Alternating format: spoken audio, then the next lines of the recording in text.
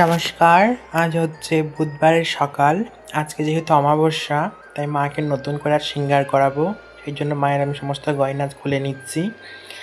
আস্তে আস্তে খুলছি, কোথাও মায়ের যেন অঙ্গহানি আঘাত যেন না হয়, সেই জন্য সব কিছু আস্তে আস্তে করতে হয়। আমি কোনোদিন শাড়ি পরানোর ভিডিও করিনি, আজকে করলাম। আমি কী করে শাড়িটা পরাচ্ছি সেই ভিডিও তো আমি দিতে পারবো না, কারণ সেই সময় মা উলঙ্গ থাকবে। উলঙ্গ ভিডিও আমি দিই না। জানি মা দিগম্বরী, মাকে ঢাকার মতন কোনো বস্ত্র নেই, তো তাহলেও মাকে আমরা মেয়েরূপে দেখি, তো তাই মাকে উলঙ্গ করে কোনো ফটো বা ভিডিও আমরা দিই না। তাই গয়নাগুলো খুলে নেওয়ার পর মাকে শাড়ি পরানোর ভিডিও তোমাকে দেখাচ্ছি। আর আজকে যিনি শাড়িটা দিয়েছেন তার নাম রক্তিমা, তার পদবি আমার ঠিক জানা নেই। তিনি একটা মাকে খুব সুন্দর একটা শাড়ি দিয়েছে, সেই শাড়িটাই আমি আজকে মাকে পরাবো। শাড়িটা বেশ খুব সুন্দর, হালকা নরমের মধ্যে, আমার খুব পছন্দ হয়েছে, মায়েরও খুব পছন্দ। যিনি দিয়েছেন মাকে শাড়িটা, মা তার মঙ্গল করুক, মা তার সংসারের মঙ্গল করুক, মা তার কল্যাণ করুক, মা তাকে ভালো রাখুক, সুস্থ রাখুক সবসময়তেই।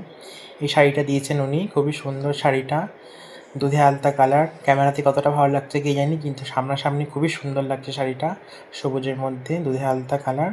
তো দেখো মাকে শাড়িটা পরে কেমন লাগছে, দেখো মাকে কেমন লাগছে, খুব সুন্দর, আমার তো খুবই ভালো লাগছে। আর মায়ের এই নিম পাতার মালা, নিমের মালাটা আমার গাঁথতে কালকে 1 থেকে 1.5 ঘন্টা টাইম লেগেছে, অনেকক্ষণ টাইম লেগেছে মাকে মালাটা গাঁথতে। তো পুরোপুরি সব মিলিয়ে একবারে খুব সুন্দর লাগছে মাকে আজকে, রাজরানী লাগছে। তো আজকের ভিডিওটা বেশি বড় করতে পারিনি, আজ যেহেতু অমাবস্যাতে অনেক ব্যস্ততার মধ্যে ভিডিওটা করতে পেরেছি। যাই হোক, সবাই ভালো থাকবেন। জয় মা। মাকে কেমন লাগছে অবশ্যই জানাবেন কমেন্টে।